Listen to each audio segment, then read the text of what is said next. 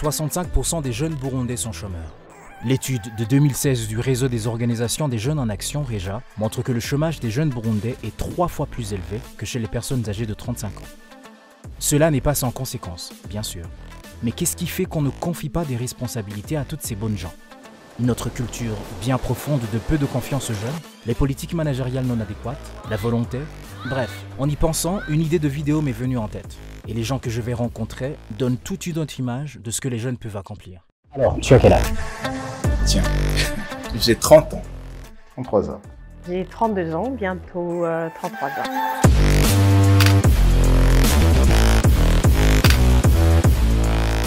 Bonjour, tu es office manager au bureau de l'ambassade britannique au Burundi.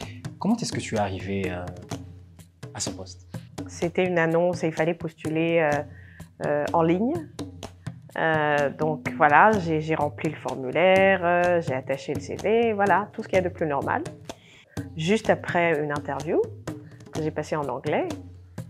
Et voilà, et j'ai été confirmée quelques jours plus tard pour le poste. Ça fait bientôt 4 ans que je travaille dans ce bureau.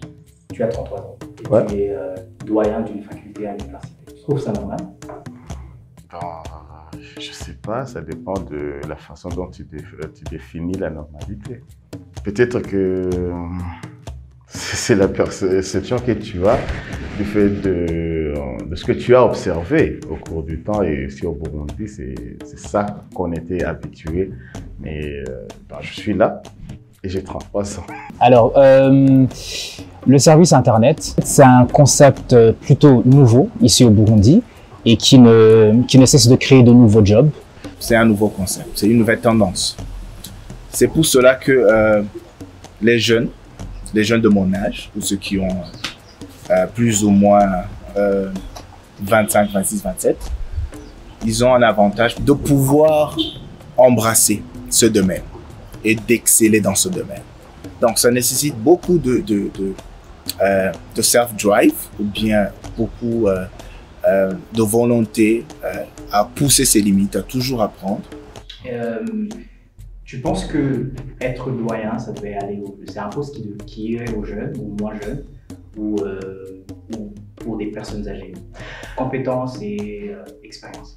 Je dirais pas que c'est par rapport aux jeunes ou aux vieux. Ce qui compte, c'est plus la compétence et votre degré de responsabilité. Si tu as les compétences acquises, les compétences requises, et si tu as si on découvre en toi cette capacité de responsabilité pour occuper cette poste, eh ben, on doit te confier la poste. Pour moi, je suis pour l'idée que si un jeune a des compétences ou a des skills, il mérite d'avoir cette chance-là, d'être testé, d'être embauché. Et j'appelle vraiment aux boîtes qui embauchent de considérer ces jeunes-là. Bon, par ailleurs, pour moi, l'expérience s'apprend dans le milieu professionnel. Comme je l'ai dit avant, il y a vraiment des fonctions qui nécessitent de l'expérience, des fonctions assez techniques. Par exemple, un financier d'une entreprise, on ne doit pas aller parler de, voilà quoi, on va parler d'expérience. On va parler d'expérience parce qu'on a besoin de cette expérience pour les tâches qu'il va exécuter. Donc, on a besoin d'un diplôme pour ça.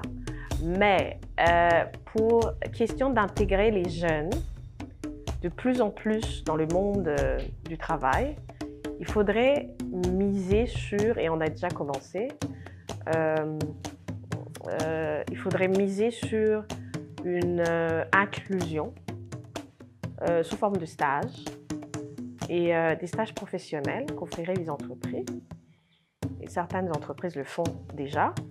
Et donc, les inclure petit à petit pour en fait les initier à ce monde. C'est pas évident, c'est vraiment pas évident.